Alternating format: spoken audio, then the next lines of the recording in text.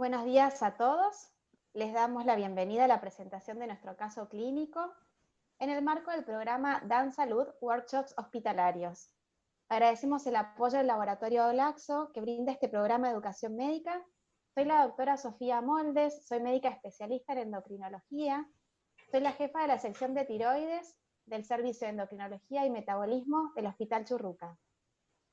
Les anuncio que van a poder hacer preguntas durante toda la presentación. Lo que tienen que hacer es seleccionar a la participante, la doctora Janina Oliva, y hacer las preguntas por medio del chat, y las mismas van a ser resueltas al finalizar las exposiciones.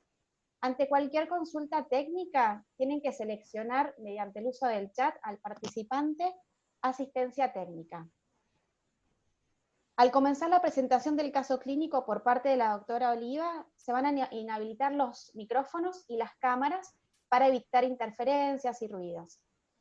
Los mismos van a ser nuevamente habilitados en el momento del intercambio. Bueno, entonces vamos a comenzar con la presentación de la doctora Oliva, quien va a presentar un caso clínico sobre manejo de la patología nodular en la glándula tiroides. A continuación yo voy a hacer un comentario del caso clínico, y luego haremos un cierre. La doctora Janina Oliva es médica especialista en endocrinología. Actualmente es la jefa de residentes del Servicio de Endocrinología y Metabolismo del Hospital Churruca. Bueno, doctora Oliva, tiene la palabra. Bueno, Sofía, muchas gracias por la presentación y buenos días a todos. Vamos a dar comienzo entonces con la presentación del caso clínico. Nuestro caso clínico se trata de una paciente femenina de 48 años de edad, cuyo motivo de consulta había sido hipotiroidismo y bocio multinodular. Como antecedentes de relevancia, ella era hipotiroidea por tiroiditis de Hashimoto, había sido diagnosticada en el año 2001, actualmente ella se encontraba suplementada con levotiroxina de 112 microgramos al día. Otro de los antecedentes de importancia era un bocio multinodular que se había punzado en el año 2002 con resultado benigno, un nódulo en el lóbulo derecho, negaba exposiciones a radiaciones y era oriunda de Buenos Aires. No tenía ningún antecedente familiar de relevancia. Al examen físico podíamos destacar una glándula tiroides irregular. Se palpaba un resalto en el lóbulo derecho, era un nódulo móvil de aproximadamente 1 centímetro y no se palpaban adenomegalias. La paciente nos mostraba un informe de una ecografía del año 2013 donde se podía evidenciar un nódulo en el lóbulo derecho de 8 por 6 milímetros con macrocalcificaciones y halo periférico, y escaso flujo periférico. La paciente contaba con familiares médicos, con lo cual nos comentaba de que ellos les miraban los estudios. Es por eso que nosotros reiteramos el pedido de la ecografía, y se puede evidenciar que en el lóbulo derecho de 12 por 36 por 10 milímetros se encontraba una estructura nodular heterogénea con bordes no bien definidos, con calcificaciones finas y groseras de 12 por 6 milímetros. Tanto en el istmo como en el lóbulo izquierdo no se podía evidenciar ninguna estructura nodular. Esta era la ecografía, se puede allí ver en el lóbulo derecho un nódulo hipoecoico sin halo, y podemos ver en el Doppler una sombra acústica posterior que podía corresponder a calcificaciones. Debido a esto, la estructura nodular, es que se solicita realizar una punción de ese nódulo. El resultado de esta citología fue Bethesda 3. Pero en la microscopía podíamos evidenciar que en los extendidos citológicos se muestra material hemático que engloba moderada cantidad de células foliculares en grupos de distintos tamaños, superposición, discariosis celular en sectores, núcleos pálidos, groups y esbozo de vacuolas intranucleares. En este caso, en la punción bajo guía ecográfica, se podía hacer un diagnóstico de un cuadro morfológico interpretado como atipía citológica de significado incierto, AUS con atipía citológica y arquitectural. Es por esto, por el crecimiento nodular, por las características, se le ofrece una nueva punción a la paciente, pero finalmente en consenso con este y su familia, y la médica en seguimiento, se decide realizar una cirugía diagnóstica a la cual ella está de acuerdo. Es por eso que solicitamos todos los estudios prequirúrgicos. El laboratorio donde se puede evidenciar un funcional tiroideo dentro de los parámetros normales, con anticuerpos positivos, la tiroiditis de Hashimoto, el fosfocálcico normal y una calcitonina negativa. La tomografía dentro de los parámetros normales, y una ecografía cervical donde se exploran ambas cadenas yugulares y no se observan adenopatías. A la paciente se le realiza una cirugía con una biopsia por congelación que informa carcinoma. Por esto y por la estructura de la tiroides se realiza finalmente una tiroidectomía total. Y la paciente, cabe destacar, cursa un posoperatorio sin complicaciones. Finalmente, el resultado de la anatomía patológica es un microcarcinoma papilar clásico, de patrón predominantemente folicular no capsulado, de 0,7 por 0,5 centímetros, con focos de calcificación. No invade a nivel angiolinfático, hay ausencia de invasión perineural, hay lesión a 0,2 centímetros de la cápsula del órgano, y en el lóbulo izquierdo, una tiroiditis linfocítica.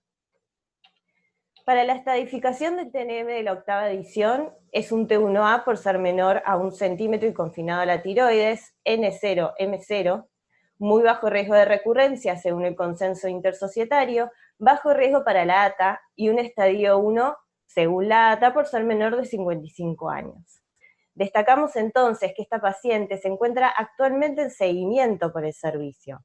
Ha mostrado tiroglobulinas indetectables bajo tratamiento y ninguna alteración a nivel ecográfico, con lo cual podemos decir que su enfermedad se encuentra en remisión. Muchas gracias.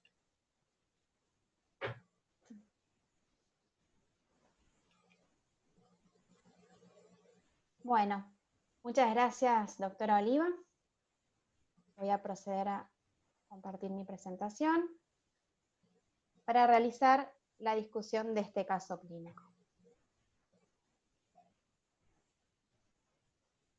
Bien. Perfecto. Bueno, ante todo, declaro que no tengo ningún conflicto de interés. Bueno, teniendo en cuenta que entre la audiencia sé que hay endocrinólogos en formación, voy a hacer un muy breve repaso en cuanto a la patología nodular y luego ya vamos a ir recorriendo lo que es el algoritmo diagnóstico enfocado en esta paciente en particular, ¿sí? Entonces recordemos que los nódulos en la tiroides son lesiones dentro de la glándula que son radiológicamente diferentes al parénquima circundante. La incidencia anual es del 0,1% y la prevalencia va a depender del método diagnóstico. Por palpación un 5%, por ecografía entre un 20 y un 67% aproximadamente, por tomografía y resonancia un 15%, por PET con 18 FDG 1 a 2%, y la prevalencia es mayor en mujeres con una relación mujeres-hombres de 5 a 1. Lo que también hay que tener en consideración es que el riesgo de cáncer es similar en pacientes con nódulo solitario y pacientes con bocio multinodular. Bien, ahora, ¿por qué es importante evaluar los nódulos en tiroides? Básicamente para excluir cáncer de tiroides. Hay un amplio espectro de desórdenes asociados a los nódulos tiroides que van desde condiciones benignas a condiciones malignas, y de condiciones de curso indolente a cursos muy agresivos. Dentro de los nódulos, entre un 5 a 10% serán malignos. La incidencia del cáncer de tiroides actualmente está en aumento. Esto podría deberse en parte por el mayor acceso y la mejoría en los métodos de diagnóstico, y hay que tener en cuenta que el 90% de los cánceres serán bien diferenciados. Bien, en cuanto a la clínica, la mayoría de los nódulos son asintomáticos y cuando se presentan síntomas tienen en realidad que ver con la localización de los mismos y con el tamaño. Como signos de alarma, lo que quiero destacar es que a uno tiene que llamarle la atención un nódulo que tiene una consistencia duropétrea, siempre que haya adenopatías presentes, aquellos nódulos que le generan efecto de masa al paciente, es decir, que generan trastornos o cambios en el tono de la voz, trastornos deglutorios, dificultad para respirar, o que el paciente siente una sensación de opresión. Otro signo de alarma son los nódulos mayores a 4 centímetros, cuando se presentan en el sexo masculino y en los grupos etarios menores a 20 años y mayores de 60 años. En cuanto a la bioquímica, bueno, por supuesto siempre vamos a hacer la evaluación funcional de la tiroides Y lo que quiero mencionar son los dos marcadores que serían la tiroglobulina, que no estaría indicado realizar de rutina, ya que tiene escasa especificidad para diagnóstico de malignidad, que por otra parte muchas veces en los casos de tiroiditis o de bocios multinodulares, el valor va a estar por encima de los valores de referencia. Y en cuanto a la calcitonina, bueno, en realidad las guías no terminan de manifestarse a favor o en contra, pero sí queda claro que estaría justificado solicitarlo en grupos de riesgo, como son aquellos pacientes con antecedentes de cáncer medular de tiroides, las neoplasias de endocrina múltiple, los nódulos que tienen una presentación agresiva, dolorosa, aquellos que se localizan en el tercio superior de los lóbulos, las citologías indeterminadas, como son el Bethesda 3 y 4, en aquellos pacientes que se van a someter a una cirugía de tiroides, y los nódulos que son de menos de 1 centímetro con ecografías sospechosas, también sería de buena práctica realizar esta determinación. En cuanto a las imágenes complementarias, bueno, contamos con tomografía y resonancia, que son imágenes de alta resolución, nos van a brindar una buena resolución morfológica y sobre todo nos van a permitir evaluar la relación y compromiso de estructuras adyacentes a la glándula tiroides, así como también la proyección endotorácica. Como limitación, bueno, no informan la funcionalidad de la glándula y tiene una pobre predicción de malignidad. En cuanto al PET con 18-FDG, bueno, no es un estudio que uno pide en primera instancia para la evaluación de un nódulo, y la realidad es que habitualmente a nosotros nos llega el estudio con el diagnóstico de un nódulo en tiroides, y el estudio habitualmente fue solicitado en el contexto de alguna otra patología que tiene el paciente.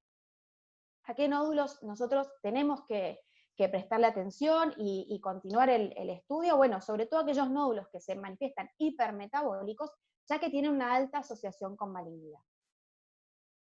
El centellograma tiroideo, bueno, es un estudio que ha caído un poco en desuso con el advenimiento de las ecografías, que utiliza iodo 131 o tecnesio 99, que es muy útil para informar la funcionalidad. Hasta un 5% de los nódulos pueden ser hiperfuncionantes, que sirven para detectar tejido ectópico. Como limitación, bueno, requieren de un servicio de medicina nuclear, utiliza radiación ionizante, tiene una pobre estimación del volumen de la glándula y una pobre diferenciación entre un nódulo frío y un quiste, ¿sí? O sea, sabiendo que el quiste es una patología benigna y que el nódulo frío tiene una alta probabilidad de ser maligno, ¿sí? Así como el nódulo que se muestra caliente o hipercaptante, que equivaldría prácticamente a un Bethesda 2 y que uno por ahí no tendría que continuar con el estudio citológico. Pero el estudio por excelencia que vamos a utilizar para el estudio de la glándula tiroides y de los nódulos es la ecografía, ya que es un método accesible y preciso para la elaboración de los nódulos tiroides, que tiene alta sensibilidad y especificidad y alta resolución morfológica.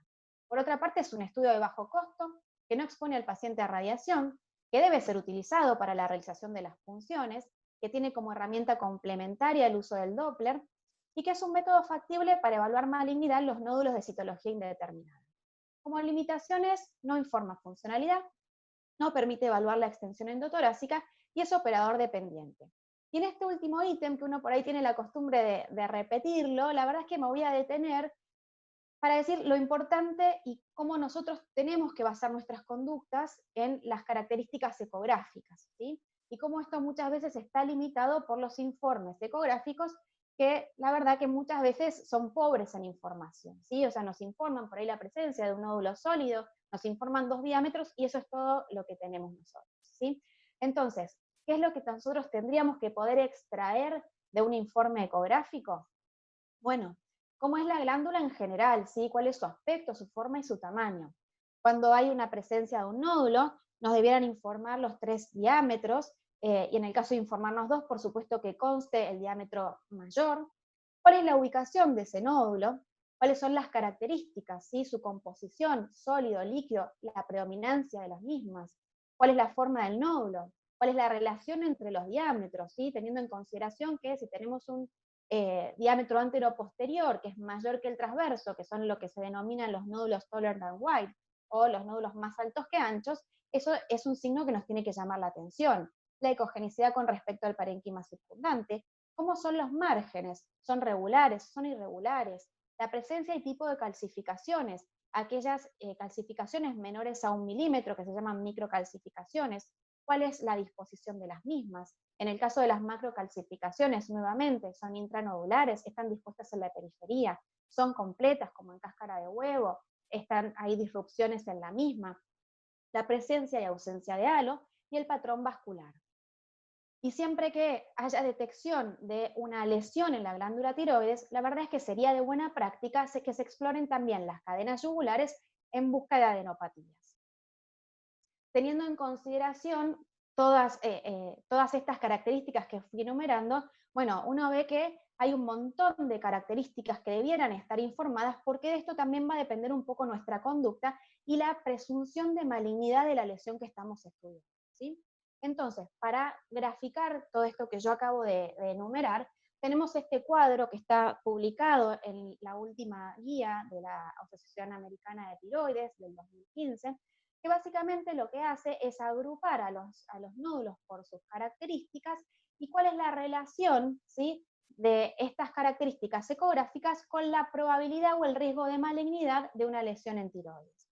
Entonces, si uno empieza a recorrer el cuadro de abajo para arriba, puede observar acá en la hilera inferior que tenemos, bueno, un quiste coloide, ¿sí? Es una lesión de bordes bien definidos, que es anecoica, rodeado de parénquima que impresiona sano, y que cuando uno ve este tipo de lesiones, la verdad es que estamos ante una lesión benigna con un riesgo de malignidad del menos del 1%.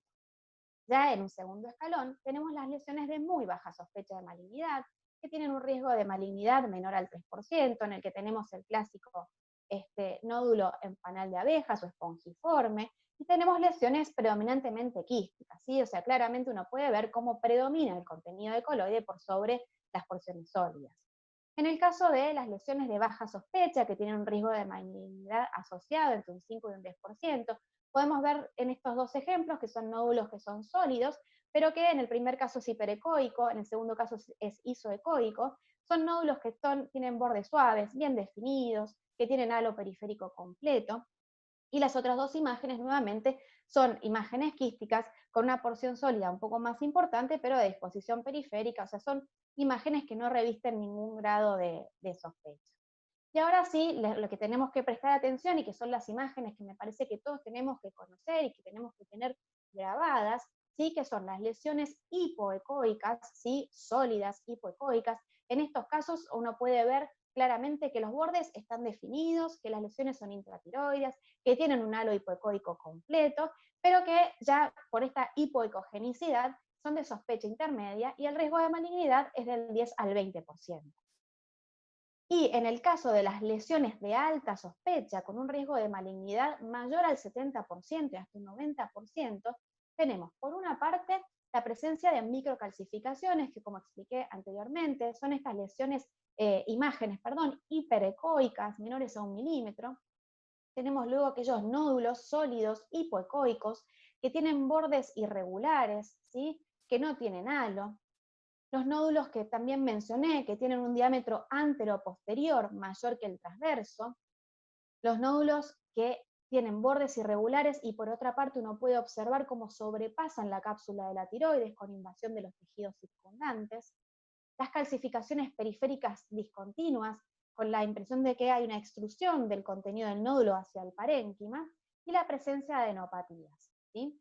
Entonces, todas estas características, más allá que en la mayoría de los informes quizás no nos las van a describir, si uno cuenta con la fotografía, tiene que poder identificarlas, más que nada porque nos van a ser de gran ayuda al momento de decidir las conductas terapéuticas y diagnósticas que vamos a seguir.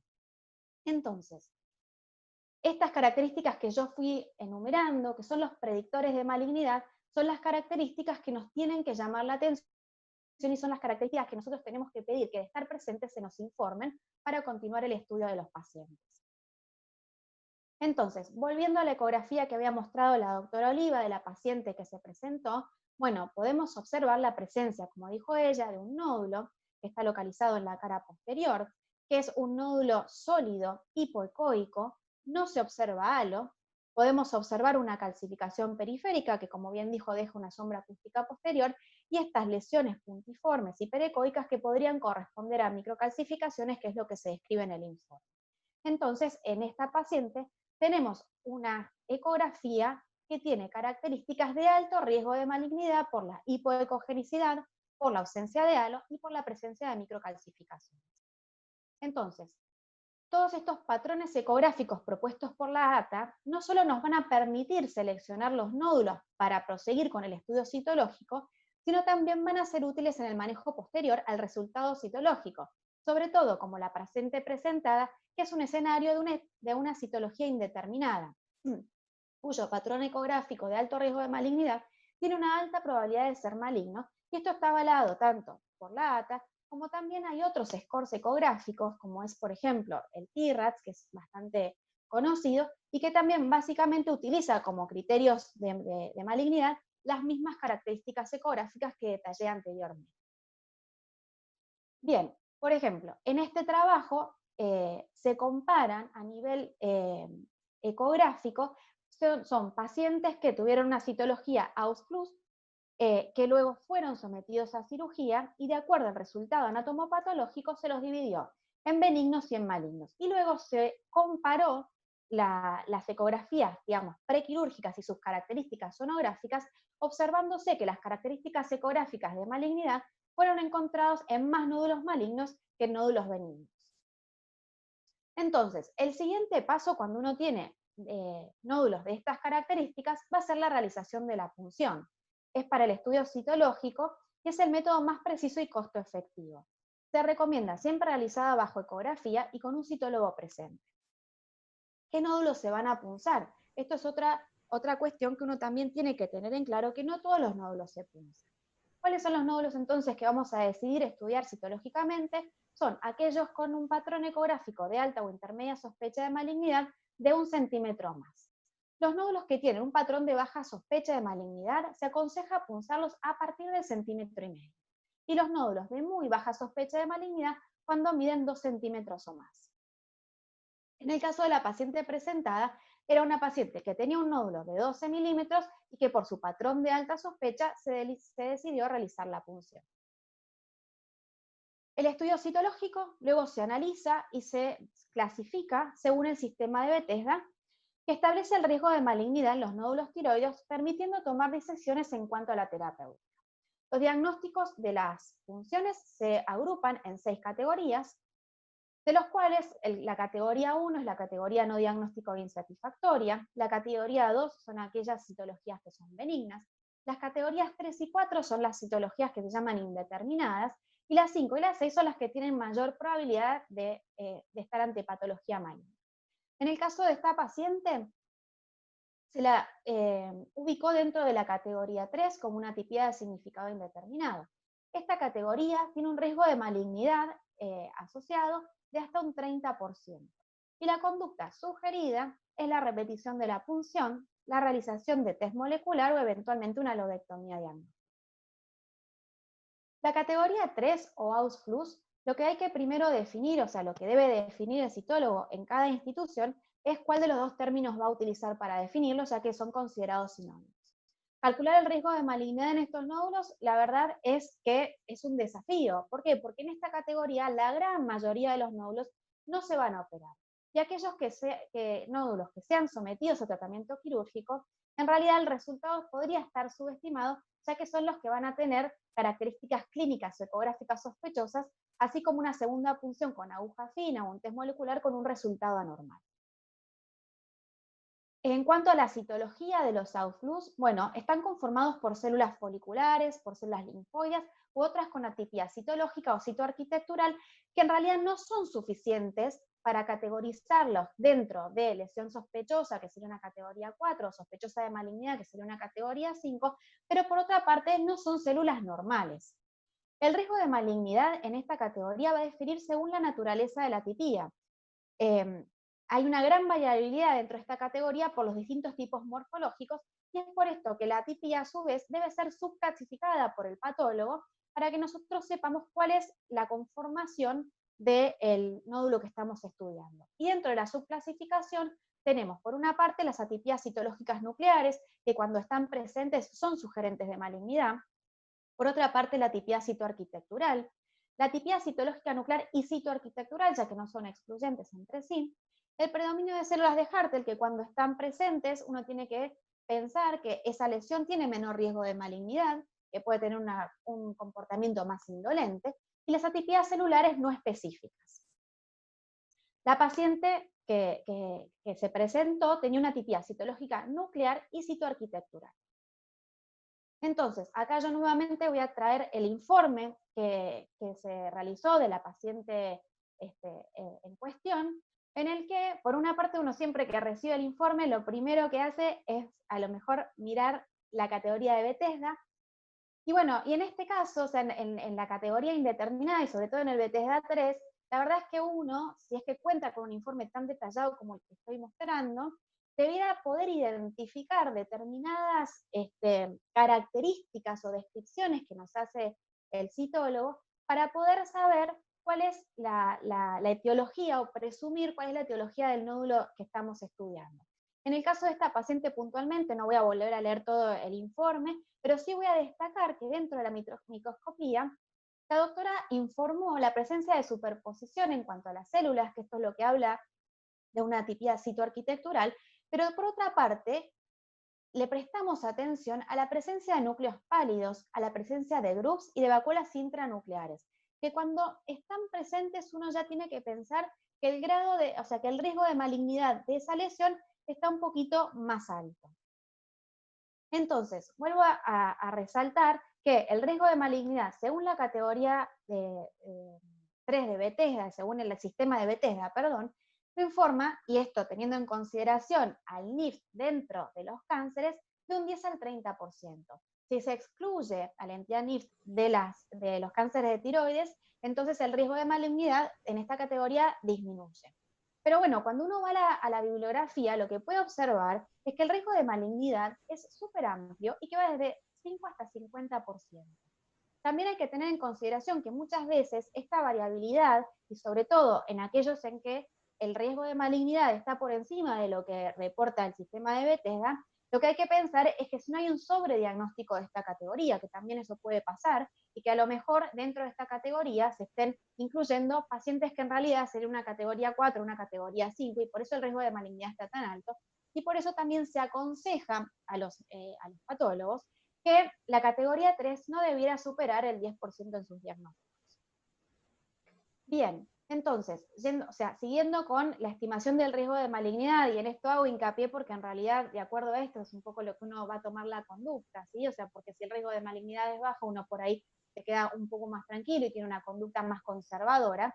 Bueno, cuando uno repasa la bibliografía, entonces encontramos, hay un montón de trabajos, pero bueno, yo quería ejemplificar un poco que los Ns son variables y que va desde un 13% hasta un 50%.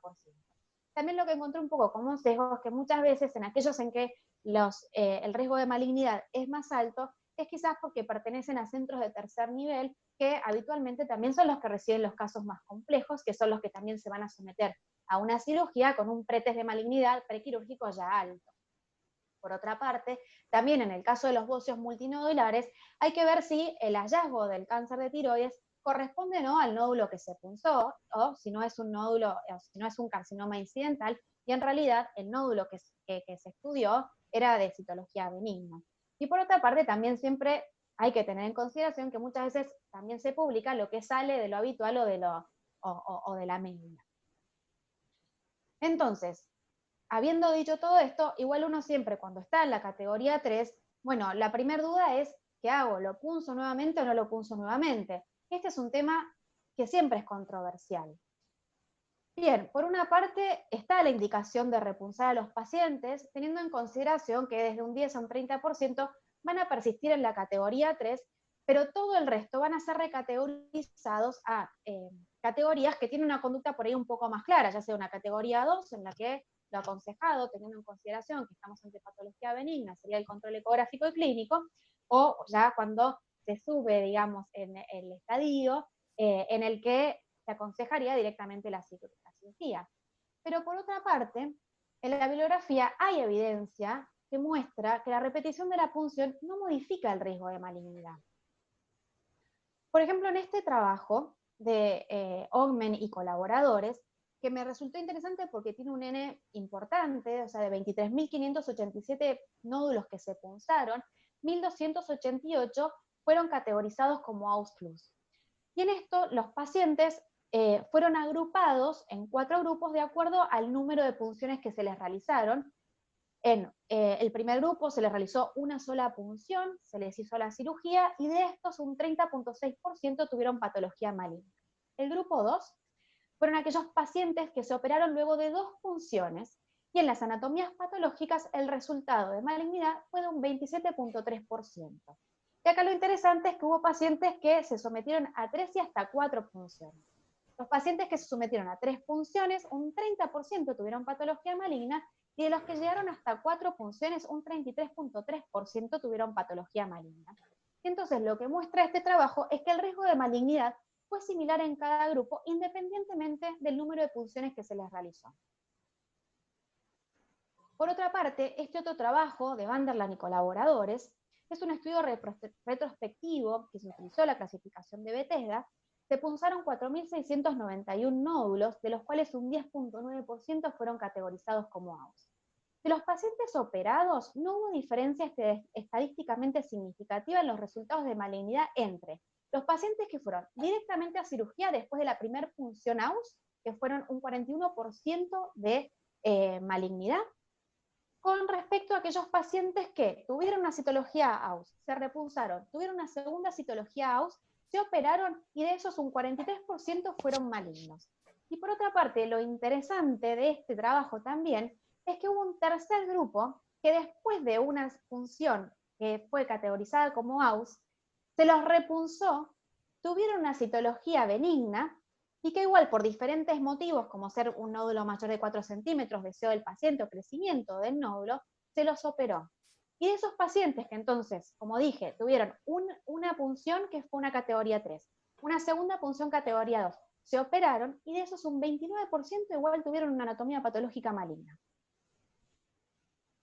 Entonces, otra de las herramientas que tenemos también para ayudarnos, porque como acabo de mostrar, en realidad la polémica está presente, e incluso hasta una segunda citología categoría 2 quizás no excluye la presencia de malignidad, son los test moleculares. La guía de la ATA ya desde el 2015 recomienda la realización de un panel molecular en los nódulos categoría 3 para ayudar en la toma de decisiones. Actualmente existen varios paneles moleculares, están disponibles, pero no siempre son accesibles. Estos test diagnósticos podrían reducir el número de cirugías innecesarias. Ha sido reportado que cuando determinadas mutaciones están presentes, como el BRAF, el rearreglo del RED-PTC, el PAX8, PPAR-gamma, el riesgo de malignidad en estas lesiones es cercano al 100%. Y en cuanto a los test moleculares, lo que uno podría resumir que el Rulin test ideal tendría un valor predictivo positivo para malignidad confirmada histopatológicamente, similar a un diagnóstico de citología maligna, y aquellos rule out tendrían un valor predictivo negativo similar a una citología benigna. A ver, en el escenario actual, la verdad es que se cuestiona la costo-efectividad del uso de los test versus la repunción, y vuelvo a decir que si bien, o sea, sería lo ideal contar con esto y que está disponible, actualmente las obras sociales y las prepagas, hasta donde yo sé, no estarían cubriendo esta posibilidad, pero bueno, es algo que tenemos que tener presente y eventualmente ofrecérselos a los pacientes porque es una herramienta que puede llegar a resultar de suma utilidad. Y en cuanto al abordaje quirúrgico, que sería un poco la tercera opción planteada en las conductas planteadas por el sistema de Bethesda, bueno, en estos pacientes también se les puede ofrecer una cirugía diagnóstica y terapéutica eventualmente, y en el caso de la paciente que presentó la doctora Oliva, es una paciente que tenía un tumor de 12 milímetros, sin extensión, sin evidencia de metástasis ganglionares, y entonces es una paciente en la que uno podía ofrecerle una lobectomía o una tiroidectomía total. En el caso de la paciente presentada, por lo que explicó la doctora, bueno, se priorizó por una parte el deseo de la paciente, por otra parte que tenía una ecografía de alta sospecha de malignidad en una glándula que estaba ya por su tiroiditis de larga data, que tenía una estructura alterada, la paciente también tenía un hipotiroidismo, y entiendo que también durante la cirugía se realizó una biopsia por congelación que también dio positiva para carcinoma, y en ese contexto se decidió realizar la tiroidectomía. Entonces, un poco para resumir y volver a recorrer nuestra paciente por el algoritmo diagnóstico de los nódulos tiroideos, en el cual, dada la citología indeterminada, uno tiene que tomar decisiones que quizás no son las recomendadas por la guía, y hay que valerse de más recursos a la hora de tomar una decisión, ¿sí? O sea, era una paciente con un nódulo conocido que progresó en el tiempo, se le realizó una ecografía, en la ecografía uno pudo observar un patrón de alta sospecha de malignidad, por eso se decide realizar el estudio citológico. En el estudio citológico tenemos una punción AUS con características citológicas de atipía, y por eso se decide no realizar una nueva punción y directamente realizar la tiroidectomía. Entonces, como conclusiones finales, la toma de conducta se debe basar en el análisis de múltiples variables. Se puede optar por la repetición de la punción o la realización de los test moleculares como otras herramientas para evaluar el riesgo de malignidad dentro de esta categoría y decidir una vigilancia o una cirugía.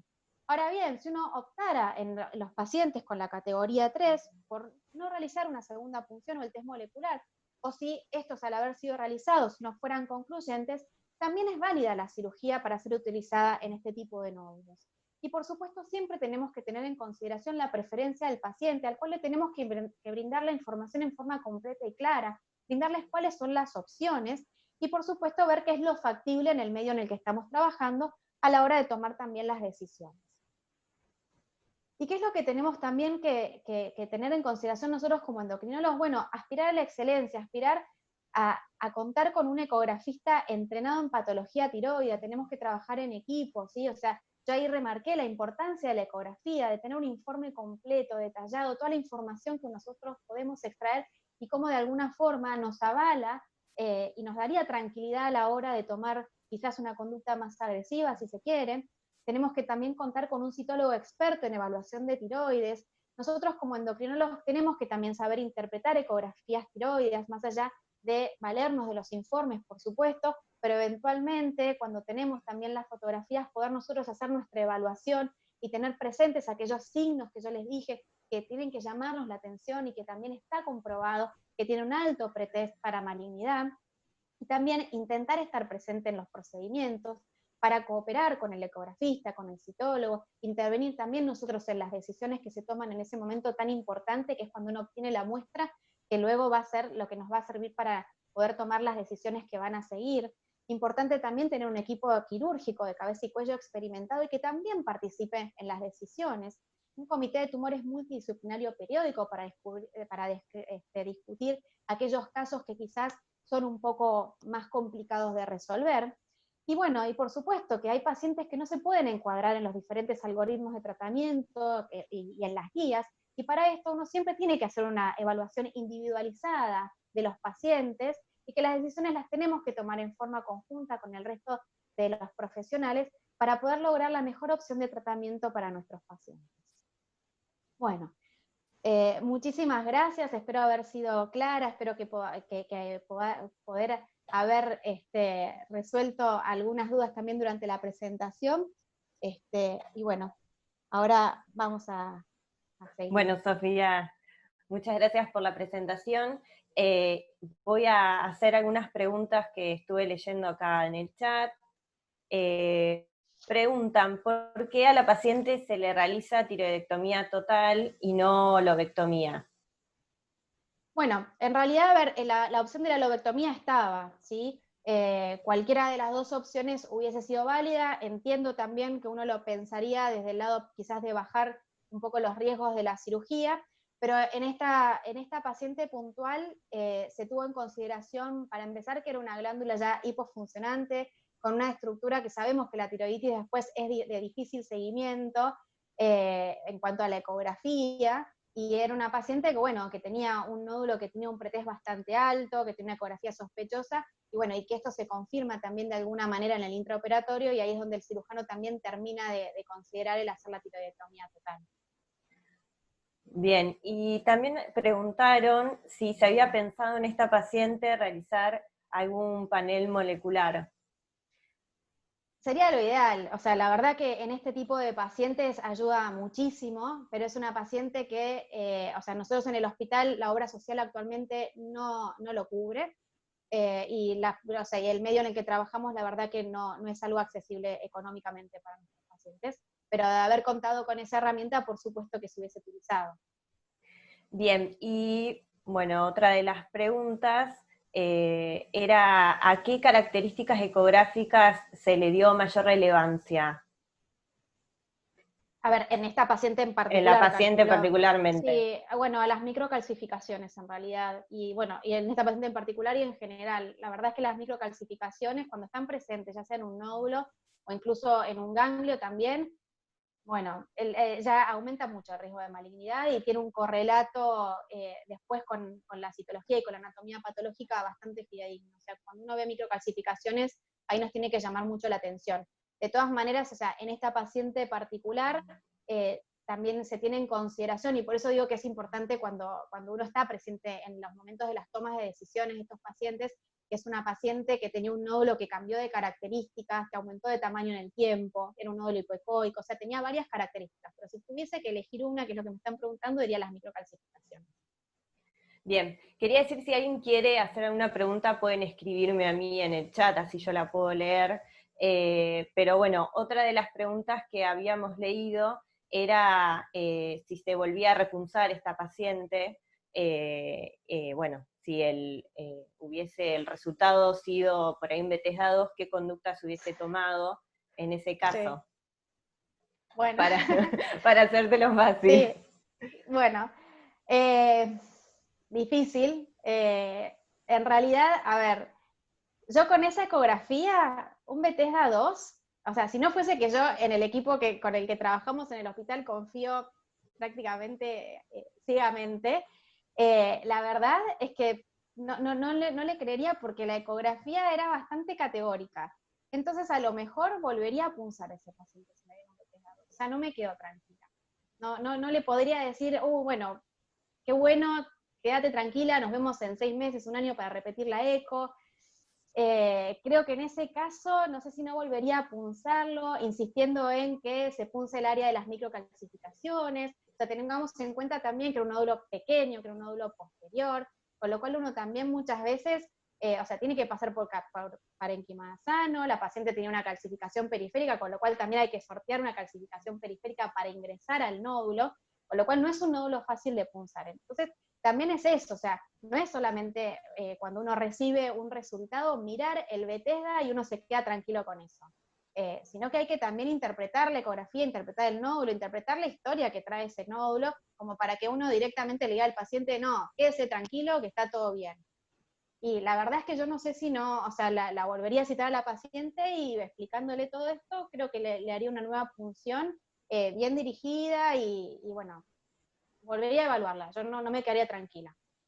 Bien, y Sofía, te quería preguntar, en este caso, en la citología, bueno, finalmente donde se ve en la microscopía esa presencia de groups, bueno, uno categoriza eso, ¿verdad? Esa microscopía de Se este jerarquizó eso, informe. sí, sí, Bien.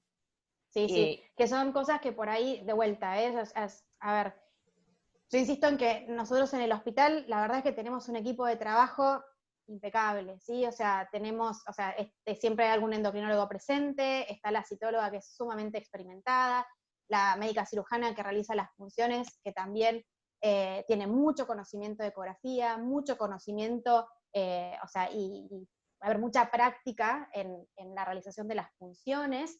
Entonces, estoy en una situación bastante ideal, ¿sí? O sea, y los informes, como los mostré, súper detallados. Esta no es la situación que se reproduce en otros medios, ¿sí? O sea, yo soy consciente que hay lugares en los que ni siquiera utilizan el sistema de Bethesda, y que a uno le informan sin atipías, o sea, y eso es con todo lo que contás. Entonces, este mismo nódulo en otro lado, a lo mejor se lo informaban como sin atipías, y uno, o sea, se tiene que quedar con eso y nada más. Entonces, bueno, o sea, de vuelta, yo estoy describiendo una situación en la que, si bien no es una toma fácil de decisiones, pero que contamos con un montón de herramientas al momento de tomarlas, y que no todos contamos con esa situación, de hecho yo por ahí en otros lugares no las cuento tampoco. Entonces, bueno, creo que si tenemos la suerte de que el citólogo aparte nos haga un informe completo y nos detalla las características microscópicas, estas son por ahí los parámetros que a uno, sin conocer demasiado de citología, pero que le tienen que llamar la atención en cuanto al nódulo y la siguiente conducta a tomar. bien, y Sofía, acá tengo otra, si te parece, ya una de Dale, las sí, sí, últimas. sí. Preguntan, ¿cómo se explica que haya trabajos que digan que los BTSA-3 no cambian su resultado tras la repunción y otros digan que solo el 10 al 30% persisten únicamente en esa categoría tras la repunción? Bueno, pero ahí estamos nuevamente, o sea, acá hay varias cuestiones, ¿sí? O sea, por una parte, la citología no deja de tener su subjetividad, ¿sí? Entonces, la realidad es que hay, o sea, que en esto interviene también el citólogo que informa, ¿sí? O sea, y por eso también dentro de cada institución el porcentaje de BTSA-3 que se informan es súper variable. O sea, antes de hecho aconsejaban que no superara el 7%. Ahora eso, como vieron la gran variabilidad y que en general es difícil mantener menos de un 7%, esto lo llevan al 10%. Pero hay categorías, o sea, pero hay instituciones, citólogos, que de repente tienen un 20, un 30% de categorías 3. Entonces, también, o sea, muchas veces no sé, o sea, hay algunos que los van a volver a poner en BTSA-3 y hay otros que por ahí la misma citología la pondrían en un BTSA-4, ¿sí? Entonces, está la variación intraobservador e interobservador también, al momento de decir si una citología es de vuelta a un 3 o es de vuelta a un 4, ¿sí? Ni hablar que uno, o sea, al repunzar también, a lo mejor no se vuelve de vuelta en un nódulo único, quizás es más sencillo, pero cuando tenemos un bocio multinodular, volver a punzar el mismo nódulo también puede ser complicado. Entonces hay un montón de variables, entonces, o sea, mi explicación, aparte de los sesgos que por ahí nombré anteriormente, es que no deja de ser algo en algún punto, más allá de que está bien establecido cuáles son las características de las células que tienen que integrar cada una de las categorías. Después está digamos, desde la experiencia, o sea, del citólogo, y bueno, y su propia subjetividad, básicamente. Entonces me parece que un poco tiene que ver con eso. Bárbaro. O sea, es una categoría que es complicada porque hay muchos, o sea, porque ahí adentro muchas veces entran un montón de muestras y de nódulos que no, o sea, ¿qué es esto? O sea, no son normales, o sea, no son cambios normales, pero que tampoco alcanza para decir que son malignos. Entonces, dentro de eso hay una gran variabilidad, y, o sea, y de la mano de eso viene la variabilidad en la cantidad de BTSA-3 que se van a informar y cuántos de esos van a ser malignos al final. Bueno, bárbaro. Sofía, una última pregunta. Sí. Acá preguntan cómo hacer el panel molecular. Detalles técnicos, eso... No, y eso, o sea, en realidad, eso ya depende de las personas. O sea, nosotros lo que se hace es, se toma la muestra mediante la punción y se utiliza el material de la punción, que bueno, que debe ser colocado en un buffer especial, y bueno, pero eso ya son cuestiones más técnicas que uno tiene que contactarse con las personas que lo hacen para que le den las especificaciones, o bueno, se remite el paciente al lugar en el que se realiza. Bueno, Sofía, no más preguntas. Bueno, perfecto. Entonces, bueno, cerramos el espacio de preguntas. Les comunico que tanto el abstract como también la presentación queda disponible en la biblioteca de DanSalud. Por supuesto, agradecemos nuevamente al laboratorio Glaxo y a la asistencia de cada uno de ustedes y los invitamos a continuar con el programa que se va a desarrollar durante todo el año. Así que bueno, muchísimas gracias a todos, espero que les haya sido de utilidad.